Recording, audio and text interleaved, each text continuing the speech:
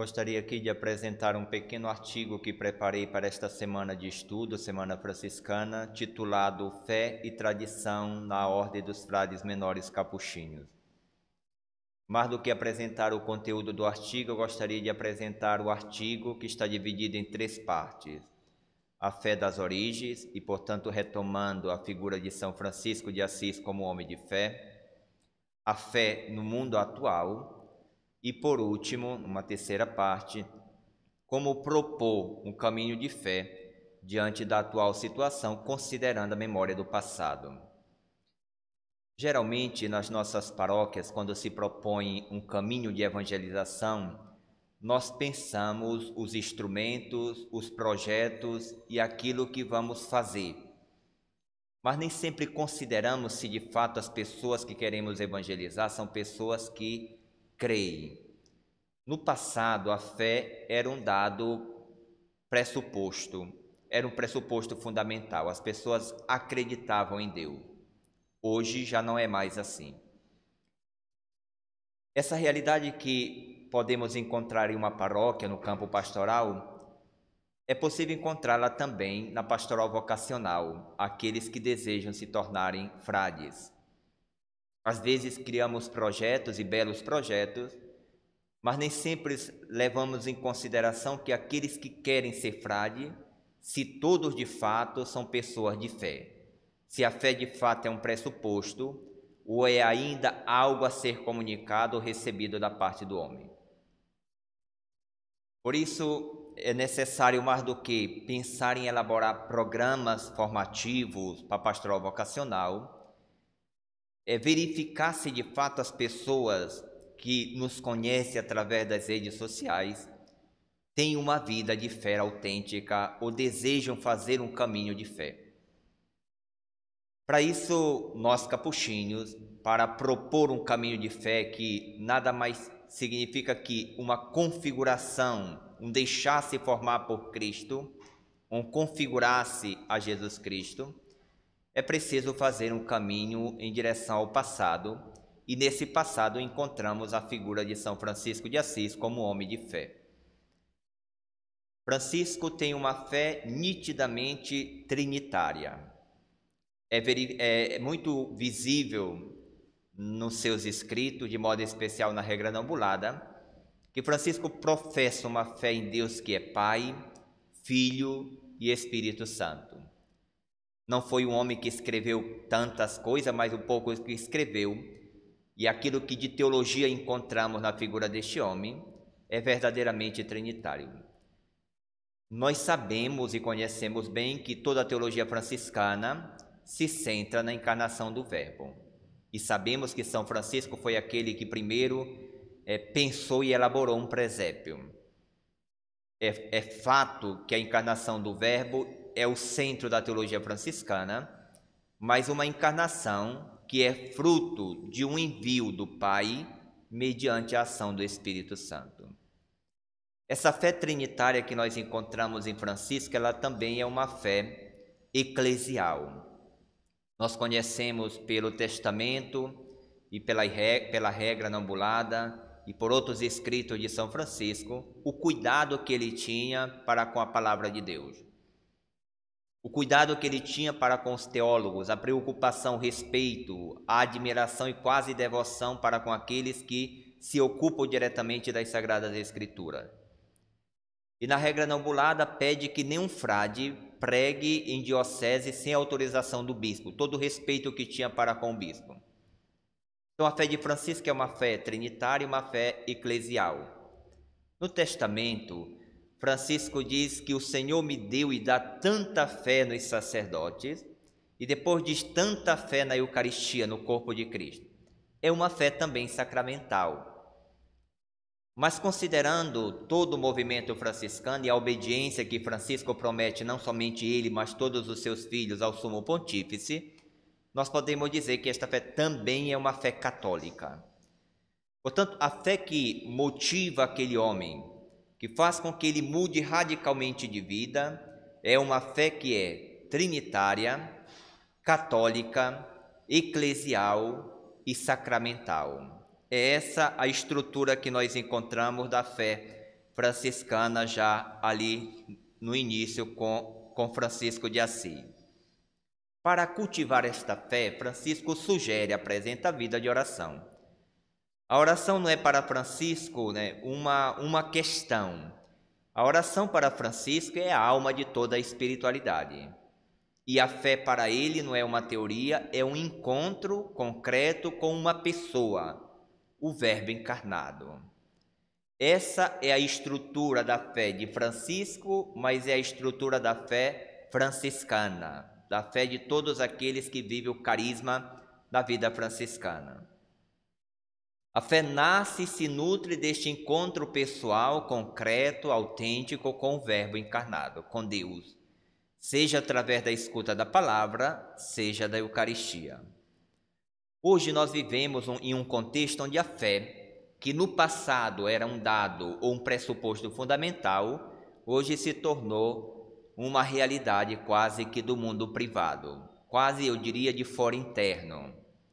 Crê quem quer crer.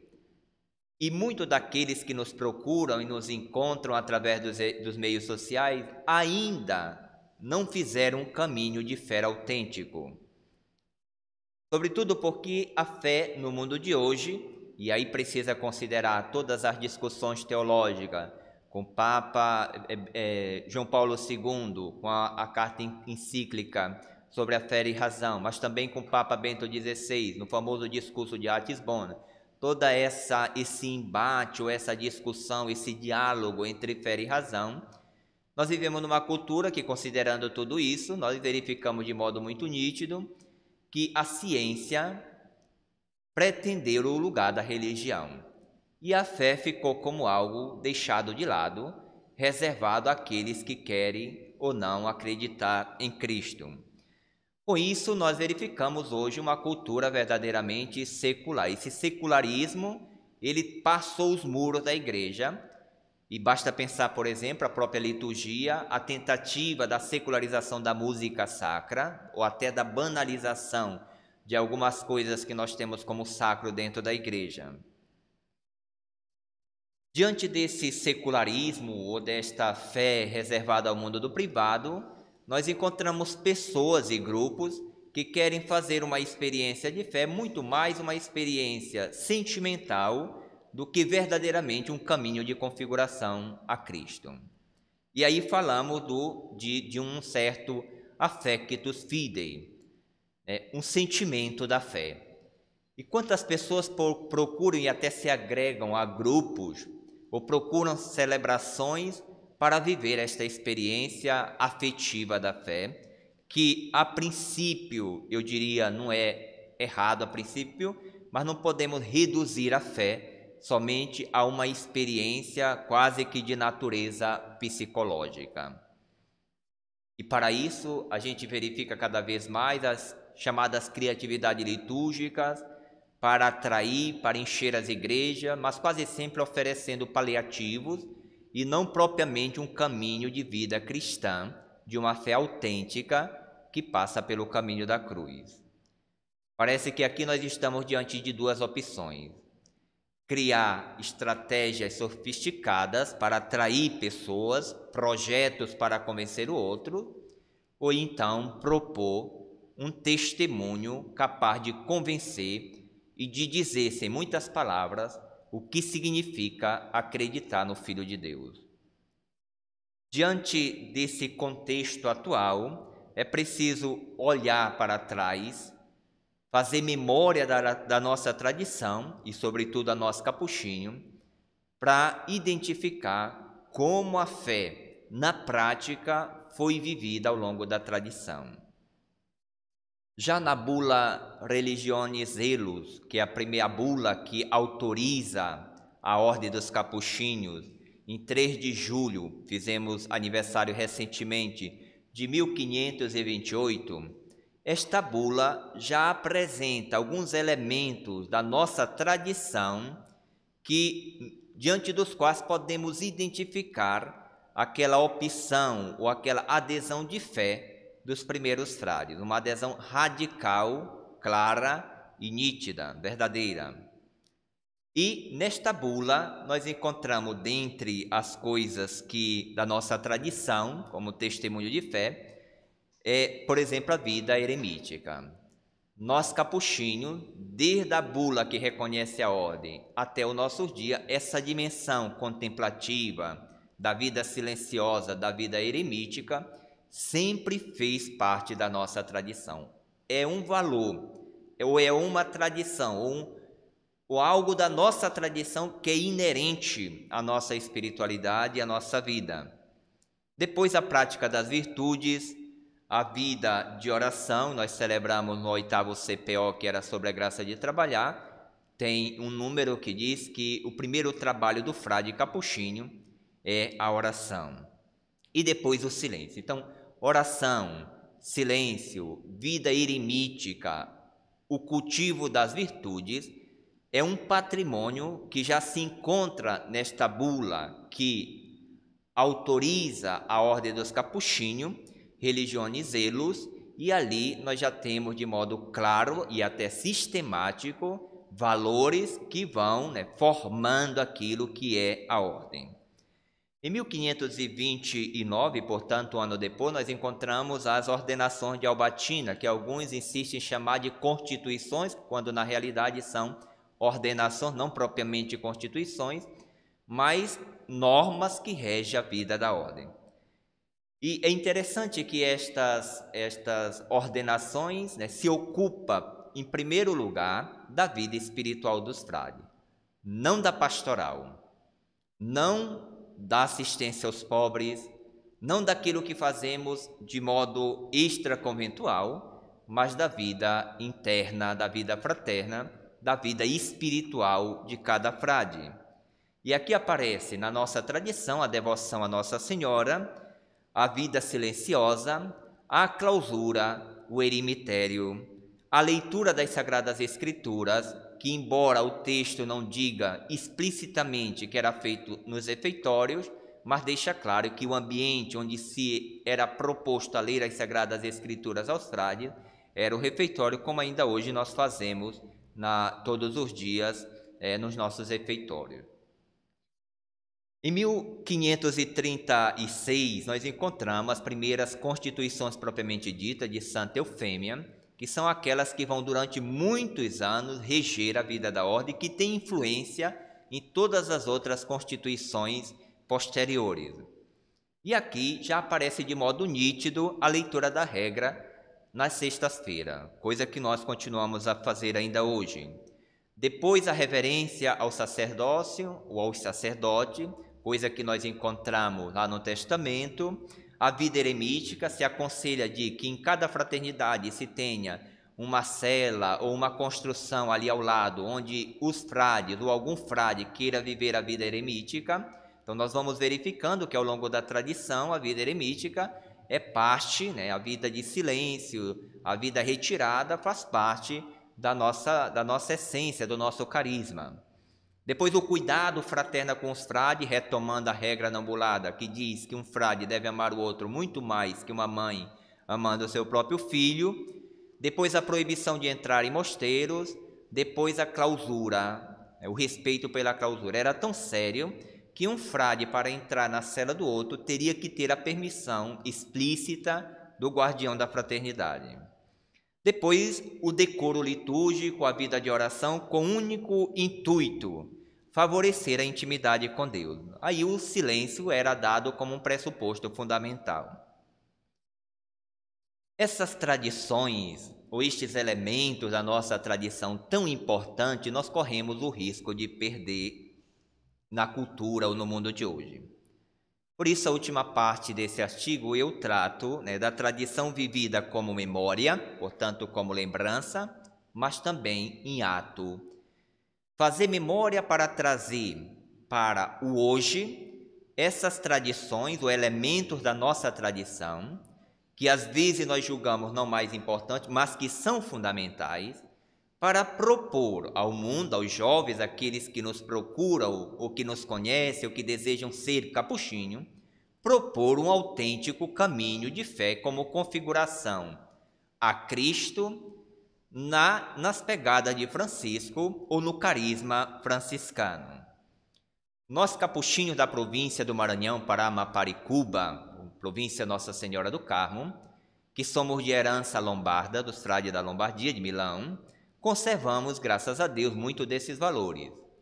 Por exemplo, o uso do hábito, a leitura da palavra de Deus nos refeitórios, a renovação dos votos na sexta-feira, a vida fraterna, a vida de oração, o ofício da leitura. Era uma coisa muito cara para São Francisco e ao longo da tradição, a liturgia das horas. Veja que para Francisco, que queria que os frades não possuíssem absolutamente nada, vivesse na mais extrema pobreza, era permitido possuir o breviário.